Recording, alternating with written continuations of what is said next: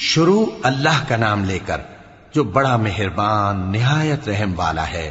طٰہٰ، اے نبی صلی اللہ علیہ وآلہ وسلم، ہم نے تم پر قرآن اس لیے نازل نہیں کیا کہ تم مشقت میں پڑ جاؤ، مگر ہر اس شخص کی نصیحت کے لیے نازل کیا ہے جو خوف رکھتا ہے۔